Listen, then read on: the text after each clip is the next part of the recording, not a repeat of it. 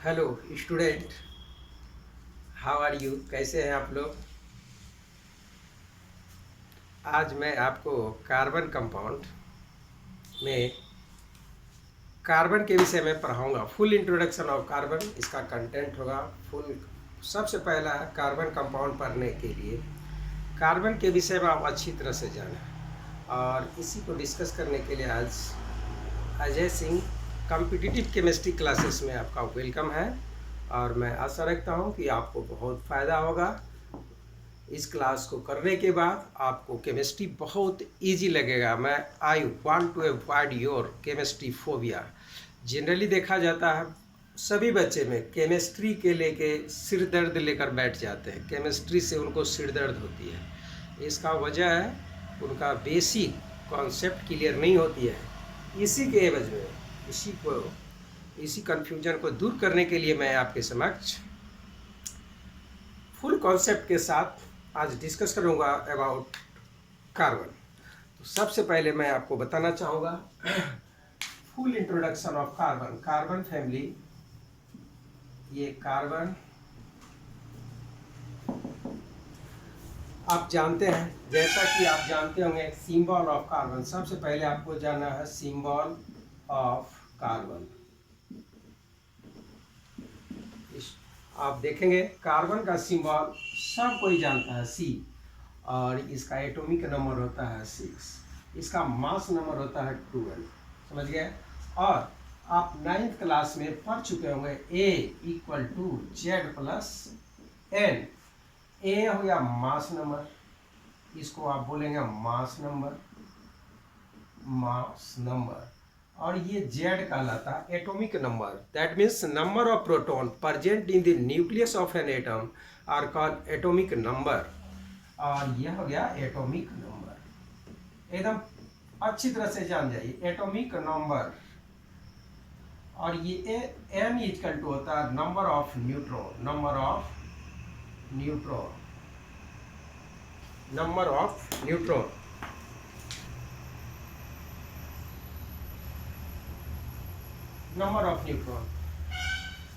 अब मैं आपको यहाँ बताना चाहता हूँ कि कैसे जानेंगे। ये सिंबल जो दिया हुआ है इसके देखिए बॉटम में राइट साइड में आपको दिया गया है एटॉमिक नंबर। जो नंबर दिया रहता है उसी को बोलते हैं एटॉमिक नंबर। और सिंबल के टॉप पर राइट साइड में जो लिखा हुआ है इसको आप बोलेंगे मास नंबर। समझ गए? और इसको बोला जाता है मास नंबर। तो हम इसको फिर यहाँ अच्छी तरह से आपको समझाने का कोशिश करूँगा। ये हो गया एटॉमिक नंबर। क्लियर? और ये हो गया आपका मास नंबर। अब रही बात एक मुझे तो ये एटॉमिक नंबर जो है इसी को जेड बोला जाता है। समझ गए? और ये जो मास नंबर है इसी को आप ए बोलेंगे। मास नंबर इक्वल टू, यहाँ पर आपको एक फॉर्मूला लिखा गया है, यह 9 क्लास में आप लोग पढ़ चुके हैं। A equal to Z plus N, मतलब ए जो होता है sum of total number of proton and total number of neutron present in the nucleus of an atom are called mass number. If you have given mass number and atomic number, then you have to calculate number of neutron. तो आपको दिया हुआ a equal to Z plus N, तो n equal to कैसे निकालेंगे? ये हो गया a माइनस जेड। अब a का वैल्यू पुट करेंगे, यहाँ पर 12 है, और z का वैल्यू यहाँ से लेंगे, ये 6 है, हो गया आपको 6। तो कार्बन के विषय में आपका पहला कंफ्यूजन ये हो गया क्या कि कार्बन के न्यूक्लियस में, in the nucleus of carbon atom 6 proton are present. Proton है positive charge and 6 neutron are present. Neutron have no charge and sum of neutron and proton are called mass number is 12। आप देखेंगे in the case of, अब जो मेरा main है जिसके आधार पर आप पढ़ते हैं कि केमिकल रिएक्शन हो रही है। केमिकल रिएक्शन होती है only due to exchange of electron but not proton. जहाँ पर प्रोटॉन रिएक्शन में भाग लेने लगता है उसको बोलते हैं न्यूक्लियर रिएक्शन। चूँकि न्यूक्लियस में यह पाया जाता है और अब मैं आपको बताने जा रहा हूँ कार्बन के विषय में, वही जिसको इलेक्ट्रॉन बोलेंगे। तो देखिए, इन न्यूट्रल एटम, यह कार्बन है, लिखा हुआ C, इस पर ना पॉजिटिव ना नेगेटिव चार्ज, इसको बोलते हैं neutral carbon atom. In neutral carbon atom जितना नंबर ऑफ प्रोटॉन होता है, number of proton will be equal to number of electron. समझ गए? अब देखिए, मुझे लग रहा है आप अच्छी तरह से समझ रहे हैं। प्रोटॉन पर होता है +1 चार्ज और इलेक्ट्रॉन पर होता है -1 चार्ज।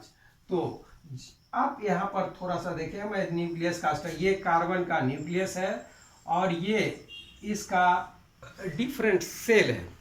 इसको फर्स्ट सेल या के सेल बोलेंगे और इसको KLM इसी तरह से बढ़ाते जाएंगे N ऐसे सेल। तो यह जो आपको बताया गया न्यूट्रॉन एंड प्रोटॉन यहाँ पर प्रेजेंट होता है न्यूक्लियस में। Proton and neutron present nucleus में होता है। और आपको मैंने बताया कि जितना प्रोटॉन होता है उस पर 1 प्लस चार्ज होता है। तो इसमें 6 प्रोटॉन है, मतलब 6 पॉजिटिव चार्ज, और एटम न्यूट्रल है, इसीलिए 6 इलेक्ट्रॉन इसके चारों तरफ मूव करते रहता है।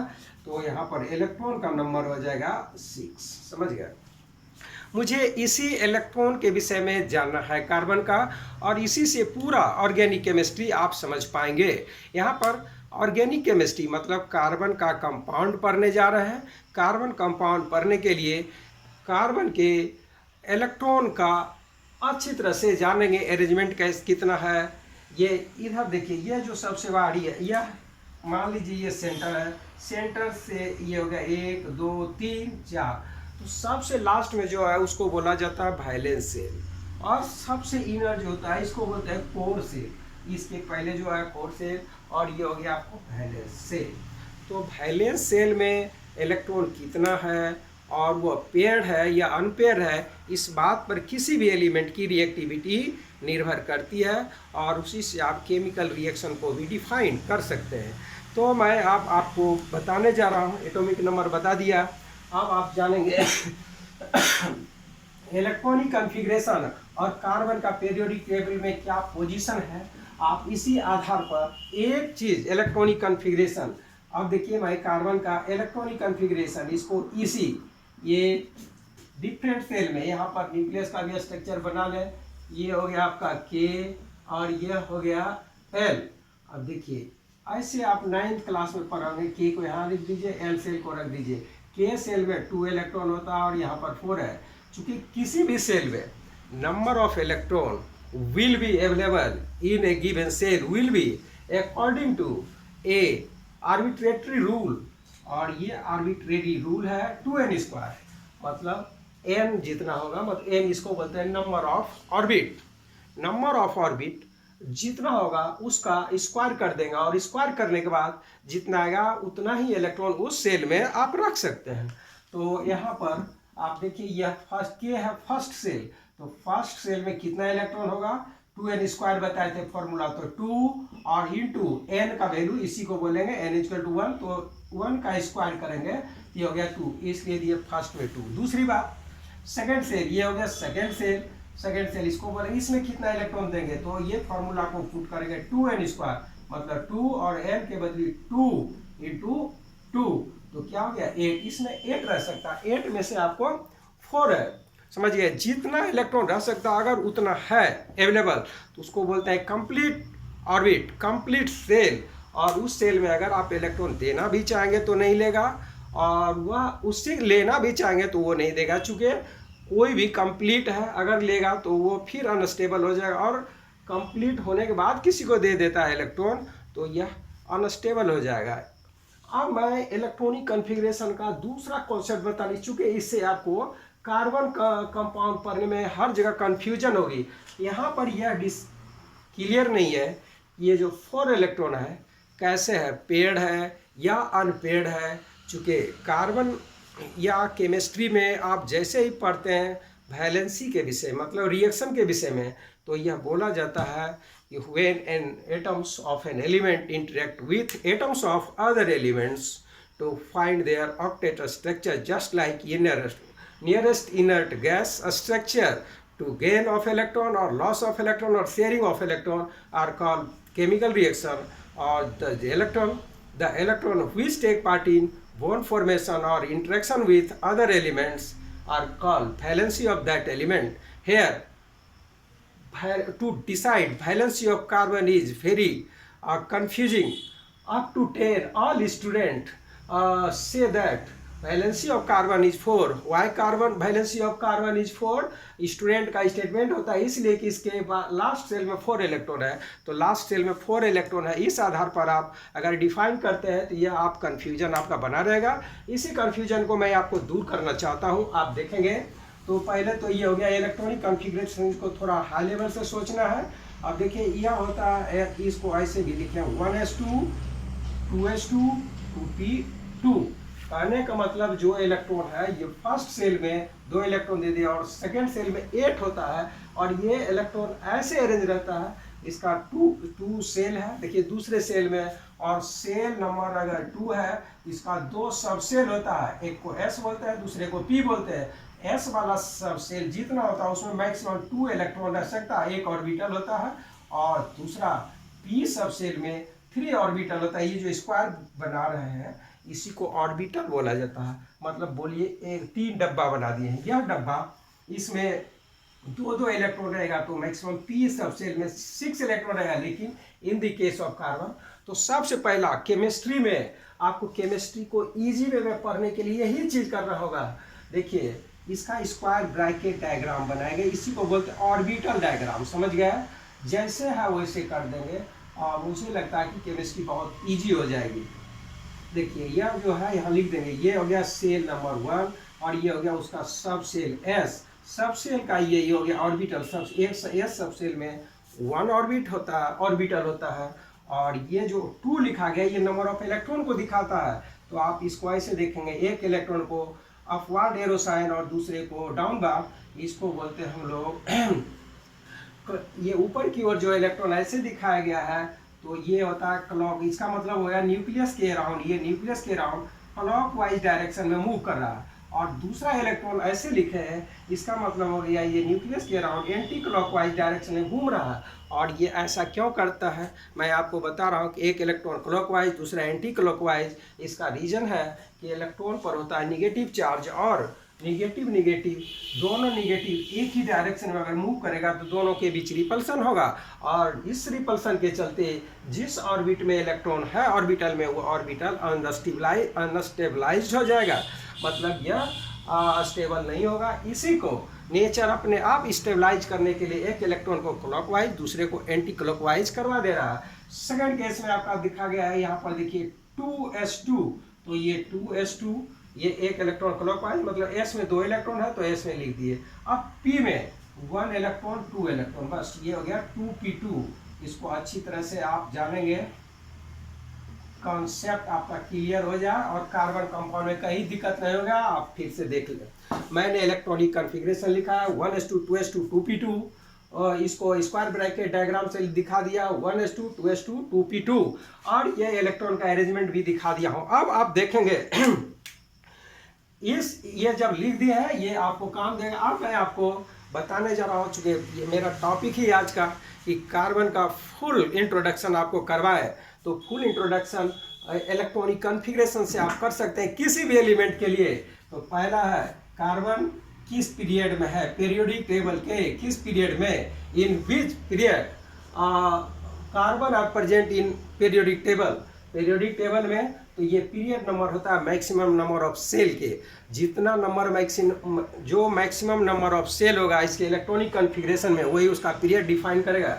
यहाँ पर देखिए सेल नंबर 1 और सेल नंबर 2, तो 1 और 2 में मैक्सिमम कौन है, मतलब ज़्यादा कौन है, तो आपका आंसर होगा 2। तो आप लिखेंगे यह पीरियोडिक टेबल के पीरियड सेकंड में है। समझ गए? कार्बन पीरियोडिक टेबल के सेकंड पीरियड में प्रेजेंट है।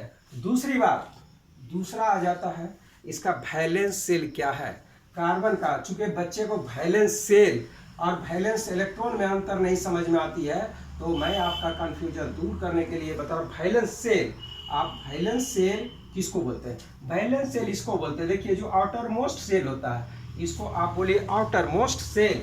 यह आउटर मोस्ट सेल को ही बोला जाता है वैलेंस सेल। समझ गए? Valence shell. क्लियर? तो वैलेंस सेल यहाँ पर हो गया 2s2p, 2s2p। गुड। अब मैं आपको आगे बताने जा रहा हूँ। तीसरा है वैलेंस इलेक्ट्रॉन। सब आपको इलेक्ट्रॉनिक कॉन्फ़िगरेशन से ही करना है। वैलेंस इलेक्ट्रॉन कितना होता है तो आपको बताना होगा। Valence electron, total number of electron present in valence shell. Valence electron, देखिए वैलेंस इलेक्ट्रॉन यह होता है total number of electron present in the valence shell. Valence shell आपको मैंने यहाँ बताया था, वैलेंस सेल है 2s2p। 2s2p में कितना इलेक्ट्रॉन रहती है यहाँ से काउंट करिए। देखिए 2 और 2 4, तो इसका वैलेंस इलेक्ट्रॉन हो जाएगा 4। कितना हो जाएगा? 4। बस आप यहाँ तक जान गए हैं। तो अब आपको जानना है ये वैलेंस इलेक्ट्रॉन 4। आप दूसरी चीज जान जाइए। फोर्थ, कार्बन का ग्रुप क्या है, पीरियोडिक टेबल के किस ग्रुप में, in which group carbon are present in our periodic table. तो ये हो गया ग्रुप नंबर। देखिए इतना चीज आप जान जाएंगे। ग्रुप नंबर डिसाइड करने के लिए क्या होता है, जितना वैलेंस इलेक्ट्रॉन होता है वही उसका ग्रुप होता है। फर्क क्या करना है, फर्क क्या है, या फर्क यह है कि इसको रोमन में लिख देंगे। जितना वैलेंस इलेक्ट्रॉन है इसको रोमन में लिख लो। और इलेक्ट्रॉन अगर s में या p में, लास्ट इलेक्ट्रॉन s में या p में एंट्री लेती है। देखिए इसका इलेक्ट्रॉन, लास्ट इलेक्ट्रॉन यहाँ है, ये इसको p सब सेल बोलते हैं, समझे। और p सब सेल में या s में एंट्री लेता है तो जितना बैलेंस इलेक्ट्रॉन होता है उसको रोमन में लिखकर उसके आगे a लिख देते हैं, समझ गए। और अगर यही इलेक्ट्रॉन d में जाता, d सब सेल में जाता, तो उसके वैलेंस इलेक्ट्रॉन को रोमन में लिखकर उसके आगे b लिखते, समझ गए। तो अब चीज यहाँ हो गया। आपका पांचवा चीज जानना है कार्बन के विषय में, वैलेंसी। क्या जानेंगे? वैलेंसी। देखिए मैंने ऊपर में यहाँ लिख दिया है एक वैलेंस इलेक्ट्रॉन और यहाँ मैं लिखा हूँ वैलेंसी। इस दोनों में डिफरेंस अगर बच्चे अच्छी तरह से समझ जाते हैं, शुरुआत में बच्चे नहीं समझते हैं या समझने में उनको कुछ भूल होती है या हम लोग समझाने में भूल कर देते हैं, इसीलिए कन्फ्यूजन रह जाता है बच्चे के मन में। इसलिए बच्चे की गलती भी मैं नहीं दे रहा हूँ, आप कोशिश करेंगे दूर करने की। देखिए वैलेंसी किसको बोलते हैं? वैलेंसी बोला जाता है the number of electron which take part in bond formation with other atoms of an element, same elements और other elements. Atoms of elements, अगर सेम एलिमेंट को दे दिया या अदर एलिमेंट के एटम को इलेक्ट्रॉन दे दिया या उससे ले लिया या उससे शेयरिंग किया, वह इलेक्ट्रॉन, वैलेंस इलेक्ट्रॉन का हुआ इलेक्ट्रॉन जो बॉन्ड फॉर्मेशन में भाग लेता है दूसरे के साथ, उसी को वैलेंसी बोलते हैं। इसको शॉर्ट में आप जानते होंगे, combining capacity of an atoms are called valency. लेकिन वैलेंसी में बहुत जगह आपको कंफ्यूजन होती है, तो वैलेंसी के लिए मैं यहाँ बता देना चाहता हूँ। अगर वैलेंस इलेक्ट्रॉन, ध्यान सुनेंगे, इफ वैलेंसी का दो तीन डिफिनीशन है। तो पहला आपको जाना, if valence electron are be 1 2 3, मतलब अगर वैलेंस इलेक्ट्रॉन 1 रहे, 2 रहे, 3 रहे, तब इतने इलेक्ट्रॉन को एलिमेंट लॉस कर देता है। 1 को भी लॉस कर सकता है तो उसकी वैलेंसी 1 कहलाएगी, 2 को लॉस करेगा तो उसकी वैलेंसी 2 कहलाती है, 3 को अगर लॉस कर दिया तो उसकी वैलेंसी 3 कहलाएगी। लेकिन कुछ एलिमेंट है जैसे कार्बन में आप देखेंगे, कार्बन के केस में इसकी वैलेंसी, चूंकि वैलेंस इलेक्ट्रॉन इसका 4 है, और मैंने अभी बताया था कि जब वैलेंस इलेक्ट्रॉन 1 रहे, 2 रहे, 3 रहे, तब वैलेंसी भी 1 2 3 आप मान लेंगे, मतलब उतना ही उसका वैलेंस इलेक्ट्रॉन होगा। मतलब जब वैलेंस इलेक्ट्रॉन 1 2 या 3 है, उतना इलेक्ट्रॉन बॉन्ड फॉर्मेशन में भाग लेगा। लेकिन बहुत ऐसे एलिमेंट है जिसमें वैलेंस इलेक्ट्रॉन बहुत ज़्यादा है और वह सब इलेक्ट्रॉन बॉन्ड फॉर्मेशन में किसी भी दूसरे एलिमेंट के साथ भाग नहीं लेता है, इसलिए सब वैलेंस इलेक्ट्रॉन वैलेंसी नहीं कहलाएगा। तब वैलेंसी कौन कहलाएगा? इसके लिए आपको जानना है, if valence electron are be more than 3,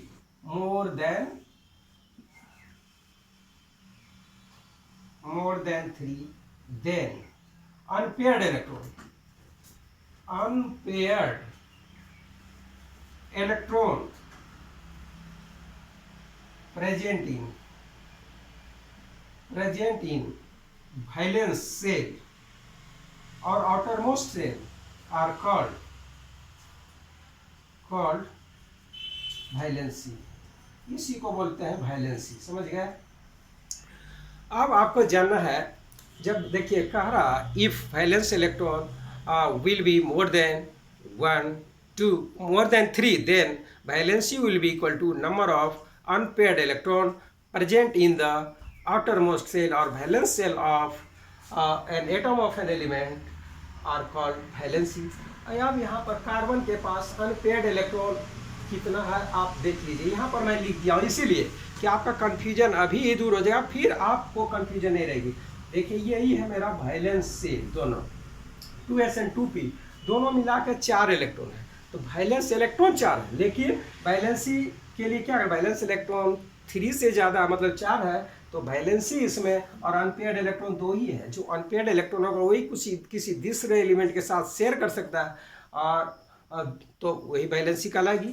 तो यहाँ तो 2 ही है, तो कार्बन का वैलेंसी इस केस में इसको 2 होना चाहिए। लेकिन इन नेचर इसकी टेंडेंसी होती है कि मेरे पास हमेशा इसका ये देखिए, इसको बताए थे कि 2 सेल में होना चाहिए 2n² मतलब 8 इलेक्ट्रॉन। 8 होने के लिए इसके पास अब ऑप्शन ही नहीं है। ये पेयर्ड है, इसमें इलेक्ट्रॉन आने का कोई चांस ही नहीं है, और ये अनपेयर्ड है, इसमें कहीं से आप 2 इलेक्ट्रॉन एक इसमें दे भी देते हैं, तो ये देखिए 2 2 4 2 6 हो जाएगा। इसमें पेयरिंग कराने के बाद मान लीजिए कि कहीं से हम इलेक्ट्रॉन दे दिए, किसी दूसरे एलिमेंट से ले लिया, शेयरिंग कर लिया, तो 2 2 4 2 6 हो गया।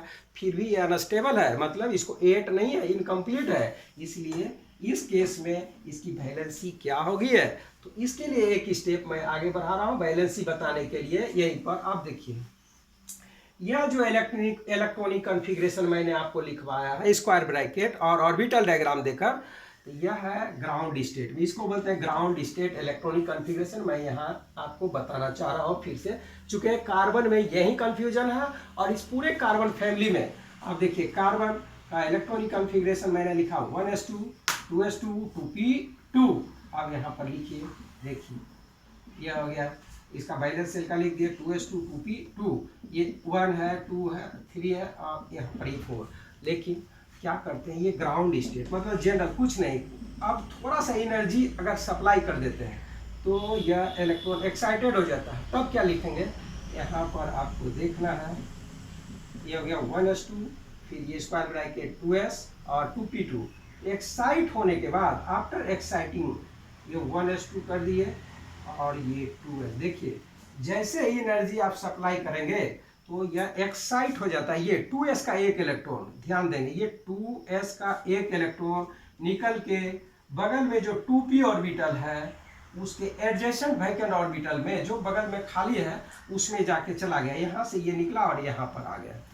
अब आप देखिए टोटल 2s और 2p मिला के अनपेयर्ड इलेक्ट्रॉन कितना है, s में 1 हो गया, p में 3 हो गया।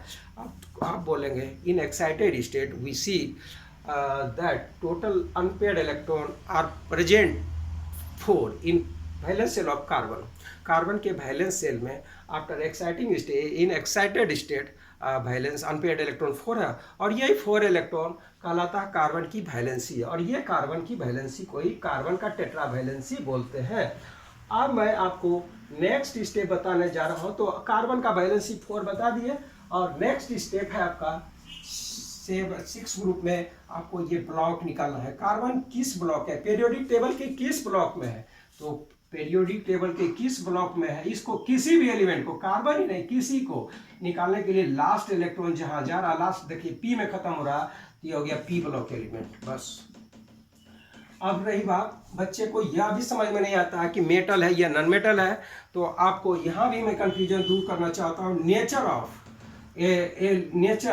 एलिमेंट, नेचर ऑफ कार्बन मतलब कार्बन केमिकली क्या है, मेटल है नॉन मेटल है, एलिमेंट है, एलिमेंट का जो टाइप होता है metal non metal metal white, तो कार्बन है क्या, तो आपको बताना होगा कार्बन नॉन मेटल है। क्या चीज है, non metal. Carbon is non metal because जैसे ही कार्बन ये वैलेंस सेल में 3 से ज़्यादा इलेक्ट्रॉन होता है तो डी सबसेल को छोड़कर यह, अगर वैलेंस इलेक्ट्रॉन 4 है, 5 है, 6 है, 7 है, तो जनरल केस में यह मेटल, नॉन मेटल हो सकता है, मेटलॉइड हो सकता है। बस तो इसलिए यहाँ पर नॉन मेटल दिया है कार्बन का। अब मैं आपको बताने जा रहा हूँ कार्बन का जनरल इलेक्ट्रॉनिक कॉन्फ़िगरेशन, शॉर्ट में जान जाइए। तो अब इसको लिखेंगे ऐसे NS2 NP2, मतलब N का वैल्यू हम बदलते जाएंगे और ये बदलते जाएगा। तो कार्बन का फैमिली बता देना है, चूंकि कार्बन का आप देख लिए। अब कार्बन के इस आधार पर जनरल देखिए, इसका लास्ट सेल में इलेक्ट्रॉनिक कॉन्फ़िगरेशन NS2 NP2, इस आधार पर name of carbon family, sorry member of carbon family, यहाँ पर आपको जानना है member of carbon family. Carbon family देखिए, कार्बन फैमिली का मेंबर है आपका कार्बन 1 हो गया, इसका एटॉमिक नंबर 6, उसके बाद आता है सिलिकॉन, ये हो गया 14, और फिर हो गया जर्मेनियम, उसके बाद आपका हो गया SN, उसके बाद आ गया PB, और उसके बाद आता है इसका नाम है UUQ, मतलब इसका एटॉमिक नंबर होता है 14। समझ गए, 14। अब आपको जानना है यहाँ पर कि कार्बन का यह फैमिली अगर हो गया तो लेड भी हो गया, ये हो गया आपका 50, और लेड का हो गया 82, ये एटॉमिक नंबर 82, ये हो गया 50, ये हो गया 32, ये हो गया एटॉमिक नंबर। ध्यान देंगे, और सब इलेक्ट्रॉनिक कॉन्फ़िगरेशन जब देखेंगे तो सबके लास्ट वैल्यू में यही रहेगा NS2 और NP2। समझ गए, तो यह आपका कार्बन फैमिली है, जनरल इलेक्ट्रॉनिक कॉन्फ़िगरेशन लिख दिया गया है। और बस कार्बन के विषय में आपको आज यही पढ़ना, अगले क्लास में पढ़ाएंगे कार्बन के विषय में कि बॉन्डिंग इन कार्बन कंपाउंड, मतलब कार्बन अपने ये 4 वैलेंस इलेक्ट्रॉन के सहारे कैसे बॉन्ड बनाता है, इनर्ट गैस क्या है, नोबल गैस स्ट्रक्चर क्या है, इसके विषय में मैं डिटेल से बताऊंगा। और इस चीज़ को आप बार बार आप देखें और पढ़ें। Thank you.